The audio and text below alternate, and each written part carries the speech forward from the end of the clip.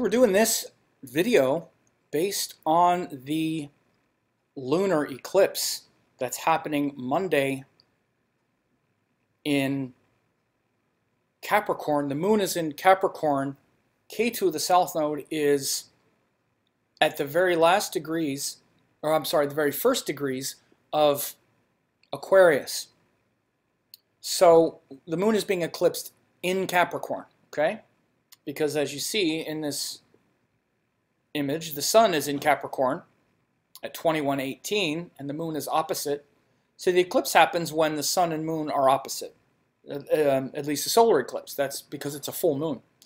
And you see the nodes are pretty far away. They're like 10 degrees away. Excuse me. And so it's a full moon and an eclipsed full moon. And here I'm going to do the general forecast and then also the forecast for my members who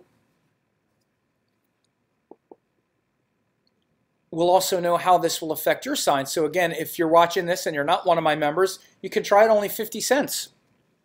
And you can see how this full moon and eclipse will affect your sign of, based on your rising sign. And this full moon is in Capricorn, so it's going to be how this full moon eclipse is going to affect you based on your rising sign, only 50 cents, and then you can get a membership for only, for 2 weeks. And then if you want to stay a member, then it's only $39.95 a month for as long as you want, or a little more than $1 a day to get daily forecasts and all that. So check out the link and see if that works for you. It definitely works for quite a few people, but what we will all experience in this eclipse has to do with these themes of Capricorn and Shravana Nakshatra, because it's in Shravana, which literally means hearing or sound. It's also about the connections between things because it is ruled by Lord Vishnu, and Vishnu is the pervader and the connector, and it's through sound. Sound resonates through space, and it's through space that all things are contained. And so that container of space is also that through which sound, as I said, that through which sound travels. And with sound itself, we actually go inward to hear it. In sound, we're actually the center. We're the center of sound. So for instance, with sight, we're looking. And they used to think that our sight was projected outward. Of course, light enters our eye, but with especially as a predator, our eyes are facing forward. They're not facing behind us. They're not facing to the side. But with sound, it comes at us from all different directions. So this is a very deep metaphor for this eclipse. To feel yourself in the center of, of your world, of existence, and to really connect with the, with that inner, that inner sound and that inner voice, and that, you might say, inner instrument that connects everything, including you to other people and your surroundings, and you to your own heart. Most importantly, the initial connection is from the outer to the inner. And the relationship of the outer universe to the inner universe is the heart. It's the connection that we have to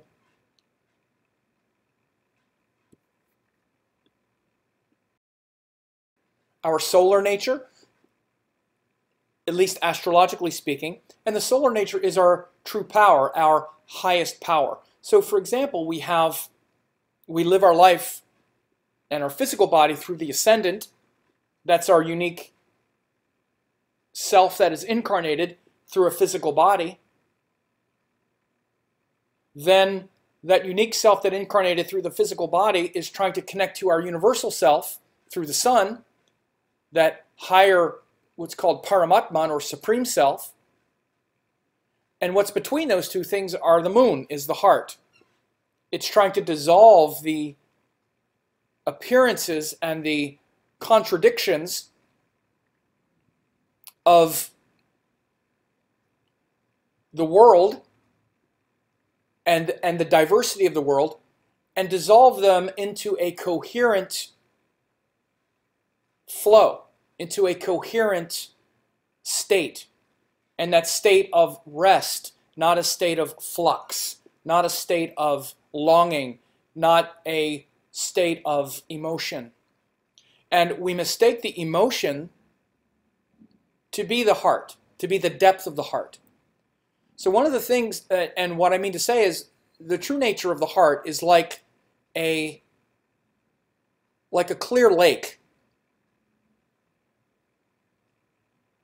The water in a clear lake with no ripples. The true nature of the heart, and also what's called the mind, actually, that perceptive nature of life is clear and still. But we don't live in connection with that. We live in contact with the emotion. So it's like if you have that clear lake and you drop a pebble in it, even one pebble obscures the surface, so you can't see to the bottom anymore. Now, what we've done is we have like large boulders that have been dropped in our mind and creates a lot of emotional waves. And so what we're trying to do, especially through meditation, is to calm all of those, what are called vrittis, all those emotional waves. We're trying to calm them down, to calm those emotional waves so that there is no disturbance, so there's no emotional disturbance. So then rather than riding up and down on waves of emotion, we're calm and peaceful. Because and the reason we know we're not calm and or the reason emotions are disturbing to us ultimately is because our innate nature is not emotional, it's peaceful. So there's a difference between emotions and peace. And in the West, it's been quite conflated. In fact, in many ways, in some ways, Western astrology or Western thinking and psychology is like, oh, it's so emotional, the emotions are like the good thing. Well, there's a lot of emotion. It's, again, not to judge it, but emotion is, they're good and bad. They're the duality. And we have a way of experiencing duality through all the planets. And the way we experience the duality of the heart is through emotion or peace. There's peace and silence and stillness in the heart, or there's emotional turbulence. So the moon in Capricorn is about stillness, because Capricorn is ruled by Saturn, which stops things. And it's an earth sign which stabilizes things and stops things and slows them down. And so this nature of Capricorn is to stabilize and slow down the heart, slow down the mind, slow down the emotions so that we can go deeper into the heart, go deeper into that natural state of peace. And so Shravana Nakshatra really has a lot of that quality. It's the only nakshatra that's fully in Capricorn, because the first one is Uttarashada, which is the bridge between Sagittarius and Capricorn, where higher purpose becomes duty and commitment. And the next nakshatra is Dhanishta, which takes the stillness and silence of Shravana, creates values and inculcated structures, and brings them forward into the world, allows us to share those values with the world in Aquarius. So it's not just about our personal finances, it's about value and commitment to social causes and the world. But Shravana is the only nakshatra that's fully in Capricorn. And so this nakshatra of Shravana is what's being eclipsed.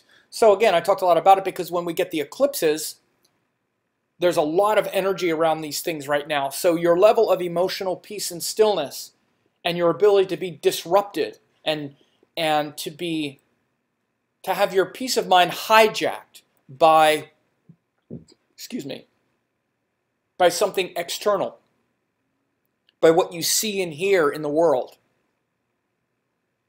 Again, Shravana means hearing and listening. So one of the difficulties with Shravana is caring too much about what people say about us. I have this reputation based on this thing. What if they say this? And this kind of and the nervousness and insecurity that might prevent us from actually stepping up and advocating what we're worth, what's worth sacrificing for. Or when we see someone, let's say, challenge us, we get aggressive, or we get controlling, or we avoid the interaction because of something. We might look foolish, or whatever it might be. This is emotion and feeling that's trying to be stabilized and deepened. And there's a reason why we might do this, because our survival, which again, Capricorn is ruled by Saturn, and it's a survival energy. It's an energy of survival and of at least survival first, and of going deeper into our heart. And so, and I say this because it's an internal, reflective, psychological sign. It's an earth sign.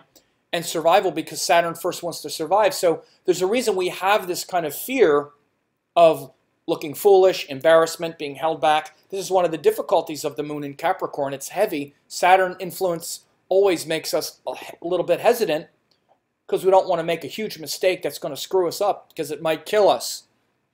Even if it's a public mistake, like ruin our reputation or something. That's why we're always careful. We learn. But the higher possibility of that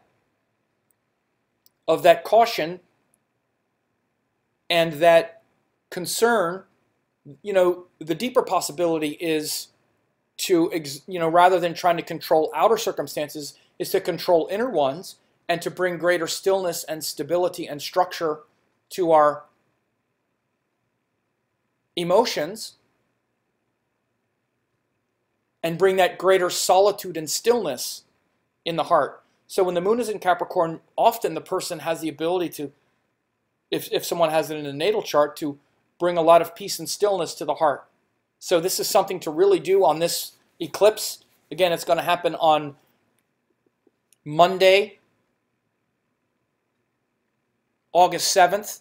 On the West Coast, it'll be about 11 a.m. So West Coast of the United States. Of course, I live in the U.S., so everything revolves around the U.S. for me. But East Coast, it'll be like 8 a.m. or something. That's the full eclipse.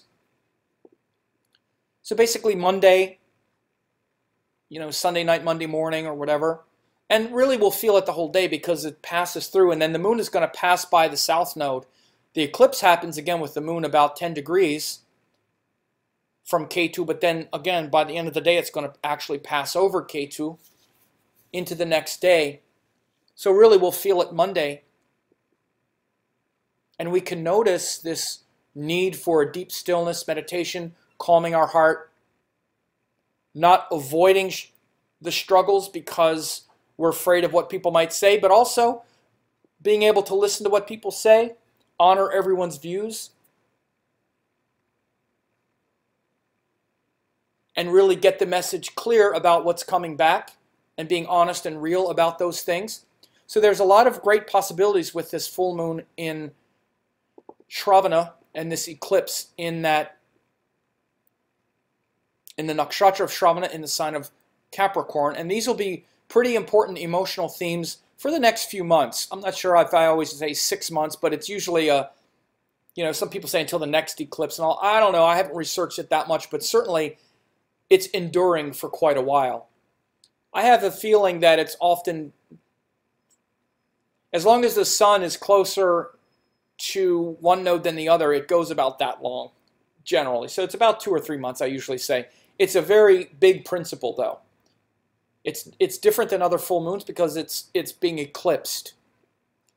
Again, when things are eclipsed, it's opportunity to really extract the essence of that thing, particularly when it's eclipsed by Ketu, because Ketu extracts the essence of that thing. Rahu tends to explode the quality of it, so we're like, which is what's going to be happening with the solar eclipse, because it's joined Rahu. Ketu goes whoosh. Ketu inhales smoke and sucks the joy away from that thing, takes the joy out of it, and extrapolates those, and extracts those